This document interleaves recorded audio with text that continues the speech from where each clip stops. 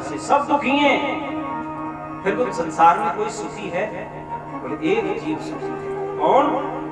जो भगवान का दास बन गया। थोड़े थोड़े सब दुखी, सुखी राम को दास। और ध्यान देना, भगवान के दास होकर भी यदि आप दुखी हैं तो फिर आप अपने भगवान का अपमान कर रहे हैं। वो भगवान का दास नहीं होता। भगवान का दास और उदास मैचेनी खा रहा है। इसलिए सदैव प्रसन्न रहिए। सदैव प्रसन्न रहना भगवान की सर्वोपरि भक्ति है। अहरनिश मुस्कुराते रहिए। भगवान कहते हैं जो सदैव प्रसन्न रहता है वो मेरा सबसे प्यारा और सबसे बड़ा भक्त है महाराज। तो महर्षि वेदव्यास जी ने मन में विचार किया कि संसार के लोगों का जीवन दुख में व्यतीत हो रहा है, इनको सुखी कैसे किया जाए। मैं किसी ऐसे ग्रंथ की रचना कर दूं जिसे लोग एक बार पढ़ें या सुने, इनका मन प्रभु के चरणों का प्रेमी हो जाएगा। और जब इनका मन प्रभु के चरणों का प्रेमी बनेगा तो मन शांत होगा। और मन जब शांत होता है तो यह जीव प्रसन्न होता है। तो ध्यान देना, पहले हमारे यहाँ एक ही वेद था, ऋग्वेद। तो ऋग्वेद के वेदव्यास भगवान ने 3 भाग और किए तो 4 हो गए। ऋग्वेद, यजुर्वेद, सामवेद और अथर्ववेद। लेकिन सज्जनों, वेदों की भाषा इतनी कठिन है कि वो हर किसी को समझ में नहीं आती। फिर वेदों के आधार पर वेदव्यास भगवान ने 17 पुराणों की रचना और करी, जिनमें विष्णु पुराण सबसे श्रेष्ठ माना गया। लेकिन साहब फिर भी वेदव्यास जी का मन संतुष्ट नहीं हुआ। उन्हें लगा कि अभी समाज के कल्याण के लिए ये जितने भी शास्त्रों की मैंने रचना की है, ग्रंथों की जो रचना की है, ये ठीक पर्याप्त नहीं है।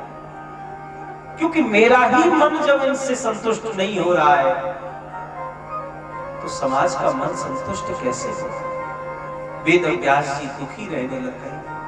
और एक बात मैं आपसे निवेदन करूं, मन जब जब दुखी हो तो कहीं बाहर मत भटकना, एकांत में बैठना और अपनी आत्मा से पूछना कि मेरे दुख का कारण क्या है। आत्मा आपको जवाब देगी। आप पूछो तो सही, आत्मा बोलती है साहब। सेवन किया, और जैसे वेदव्यास जी ने एकांत सेवन किया तो उनकी कुटिया में देवर्षि नारद बाबा का आगमन हो गया। प्यार से बोलिए जय श्री कृष्ण। देवर्षि नारद बाबा को आते हुए देख वेदव्यास भगवान अपने आसन से खड़े। आइए महाराज, बड़ी कृपा करिए। नारद जी ने देखा, व्यास जी महाराज क्या बात है, आप बड़े दुखी दिखाई दे रहे हो। पारासर्ज महाभाग, पारासर्ज महाभाग भवद कश्चिदात्मन परतुष्यत शारीरम आत्मा मानस्य एव वा। हे पराशर नंदन व्यास, क्या बात है, आप दुखी दिख रहे हैं। भजन पूजा पाठ तो सब विधिवत चल रहा है ना आपका, और जब यह सब विधिवत चल रहा है आप दुखी क्यों हैं। हाथ जोड़कर के व्यास जी ने कहा, क्या बताऊं नारद जी, मैंने इतने शास्त्रों को प्रणीत किया है, मैंने इतने शास्त्रों की रचना करी है, फिर भी मेरा मन संतुष्ट नहीं होता। मुझे लगता है कि मैंने अभी समाज के कल्याण के लिए कुछ भी नहीं किया। नारद जी ने कहा, व्यास जी आप बुरा नहीं माने तो हम एक बात कहें। हाँ हाँ कहिए। महाराज, एक बहुत बड़ा विशाल सरोवर भरा हुआ है, एक बहुत बड़ा विशाल सरोवर है। उस सरोवर में नीला नीला जल जो है झलक रहा है, उसमें लाखों करोड़ों कमल के फूल खिले हैं। मैं सरोवर के किनारे से जा रहा था तो मेरा मन हो गया कि चलते चलते सरोवर में डुबकी लगा ली जाए। और जैसे डुबकी लगाने के लिए मैंने उस सरोवर में प्रवेश किया महाराज, तो मैंने देखा कि मेरे घुटनों तक कीचड़ लग गई। मैं तुरंत बाहर निकला और बाहर निकलकर देख करके मैं सोचने लगा, हे भगवान, ये सरोवर दूर से देखने में अच्छा लगता है पर अंदर तो इसमें कीचड़ भरा हुआ है। ऐसे कीचड़ भरे सरोवर में व्यास जी कौवा जरूर स्नान कर लेगा, पर जिन हंसों को मोती चुगने की आदत है, जो राजहंस मोती चुगते हैं, वो इस कीचड़ के सरोवर में कभी नहीं आ सकते। कि नया बचा चित्र पदम हरे यसो जगत पवित्रम प्रगणित करजे तद्वाय संपीठ मुशंति मानसा नयत्र हंसा निर्मन्तु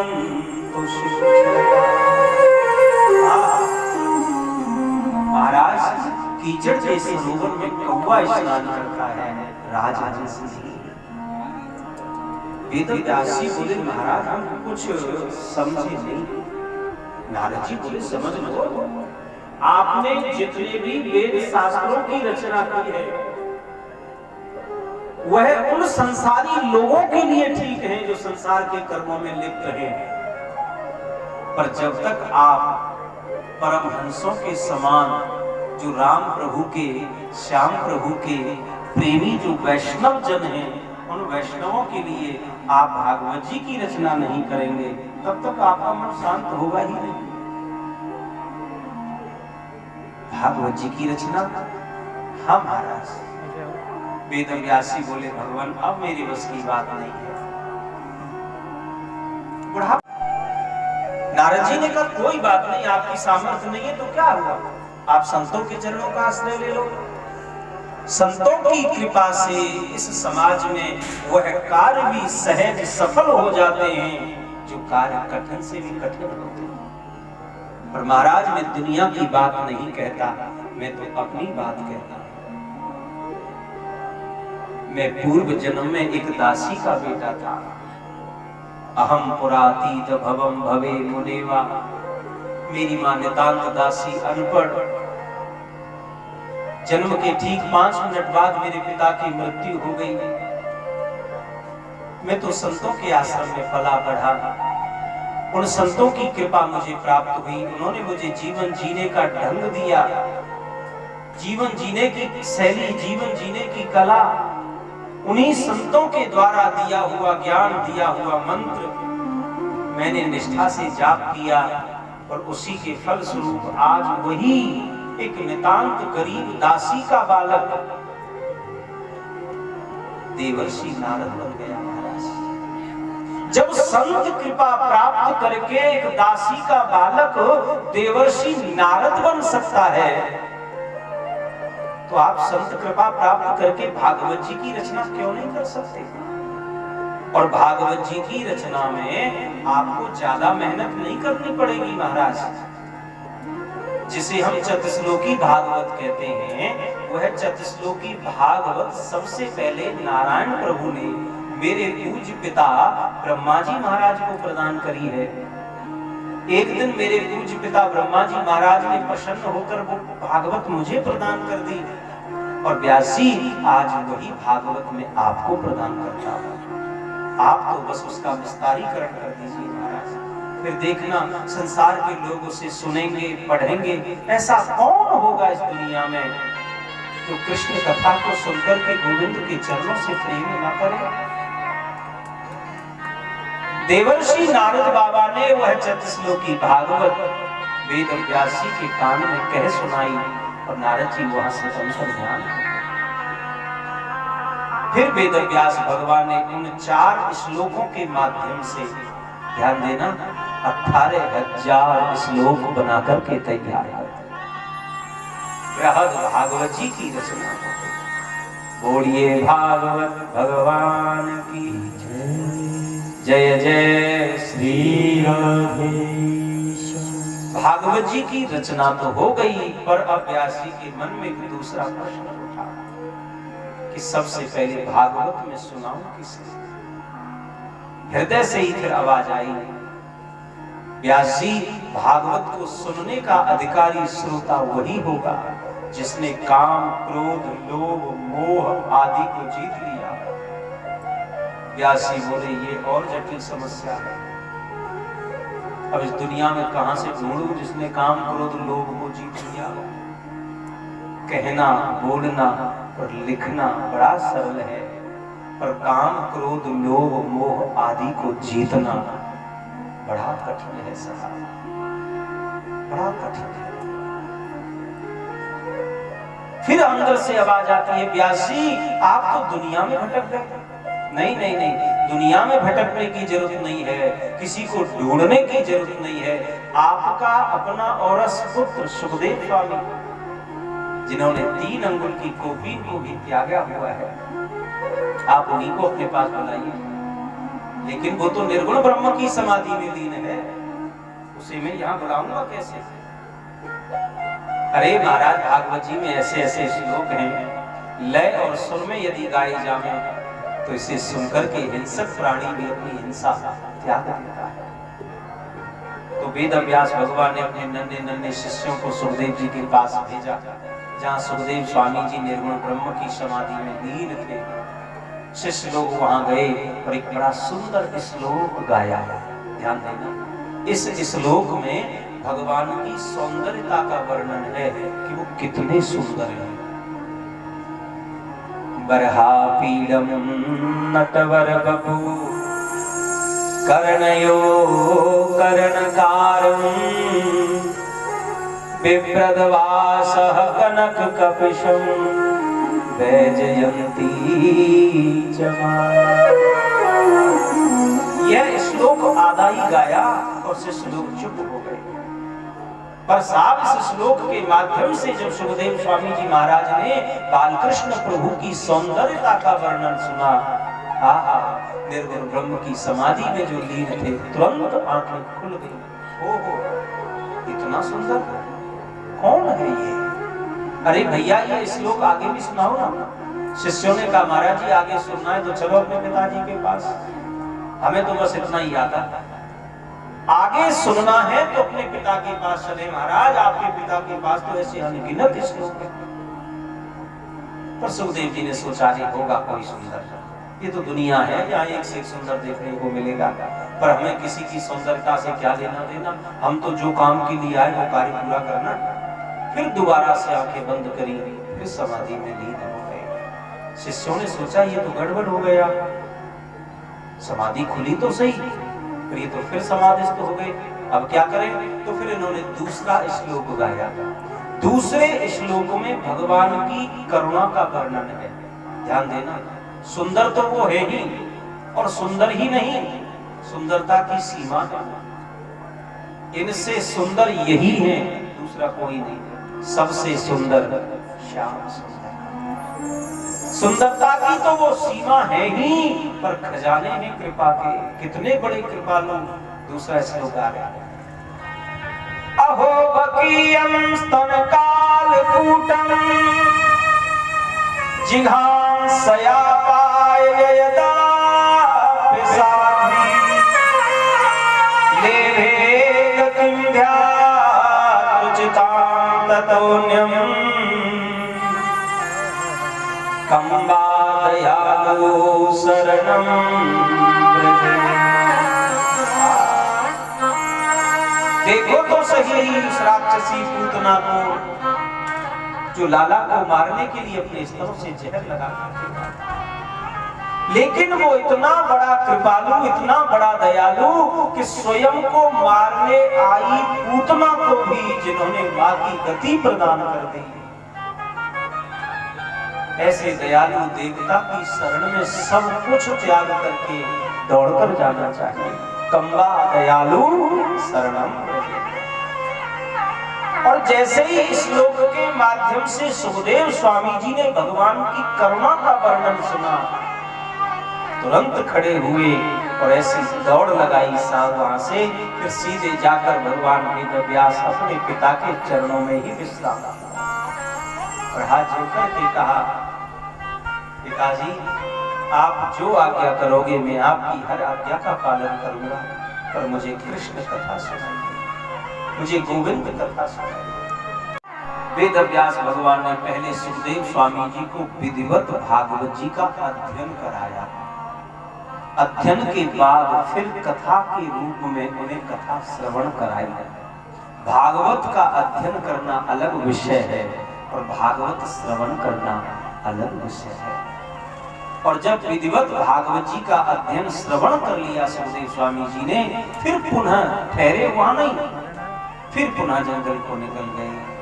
अंतर इतना हो गया, पहले निर्गुण ब्रह्म की समाधि लेके बैठे थे, और जब से कृष्ण चरित्र श्रवण कर लिए अब सगुण ब्रह्म की समाधि का आनंद लेने लग गए। और सूत जी महाराज कहते, ऋषियों, जब राज ऋषि परीक्षित को शब्द दिवस में मरने का शाप लगा, उन्होंने एक संत का, ऋषि का अपराध कर दिया था, कलयुग के कुप्रभाव में उनकी बुद्धि को नष्ट कर दिया। संत की सेवा करने वाले राजा परीक्षित समीप मुनि का अपराध कर बैठे, उनके गले में उन्होंने मरा हुआ सर्प डाल दिया। उनके पुत्र श्रृंगी ऋषि ने राजा परीक्षित को सप्त दिवस में मरने का शाप दे दिया। जिस सर्प को मेरे पिता के गले में डाला है परीक्षित ने, ये इसी सर्प का पूर्वज जो तक्षक सर्प है, आज के 7वें दिन राजा परीक्षित को डस लेगा और राजा के काल मृत्यु हो जाएगी। ऐसा शाप जब राजा परीक्षित को लगा तो परीक्षित ने सर्वस्व त्यागा और गंगा जी के किनारे आकर के बैठ गए, जिसे हम सुखताल बोलते हैं। हरिद्वार के पास बड़ा पवित्र पावन जगह और वट वृक्ष के नीचे राजा परीक्षित विराजमान हैं। बड़े बड़े संत महात्मा मलात्मा जोगी जन वहाँ उपस्थित हुए। सबके सामने महाराज राजा परीक्षित ने एक ही प्रश्न किया कि जल्दी मरने वाले को क्या करना चाहिए, पर इस प्रश्न का कोई भी उत्तर नहीं दे सका। सूत जी कहते, ऋषियों, जब परीक्षित के प्रश्न का कोई भी उत्तर नहीं दे सका तो वही सुखदेव स्वामी जी जो अपने पिताजी से विधिवत भागवत जी का अध्ययन और श्रवण करके सगुण ब्रह्म की समाधि का आनंद ले रहे थे, आज उनका मन स्वयं कहता है, चलो परीक्षित के पास, चलो परीक्षित के पास। आहा, आज उल्टी गंगा बह गई साहब। प्यासा कुआ के पास नहीं गया, कुआ उठ करके प्यासे के पास आ गया। इसलिए महापुरुष कहते हैं, इसलिए शास्त्र कहते हैं, गुरु ढूंढने की चेष्टा मत करो, भक्ति को बढ़ाने का प्रयास करो। जब भक्ति में शक्ति होगी तो गुरु स्वयं चलकर तुम्हारे दरवाजे तक पहुंच जाएंगे। परीक्षित की सभा में सुखदेव जी स्वयं पधारे और बड़ा प्यारा स्वरूप है साहब। तत्रा भवद भगवान व्यास पुत्रो यदृच्छया गामट मानो नपेक्ष अलीचलिंगो निज लाभ तुष्टो व्रतस्य वालई अवधूत। न कोई आगे न कोई पीछे, भैया इतने बड़े संत आ रहे तो चिदा चिदी तो आगे पीछे होंगे, नहीं नहीं नहीं, वो अकेले हैं। तन पर भी कुछ पहने हुए नहीं, केवल 3 अंगुल की कोपीन पहन करके।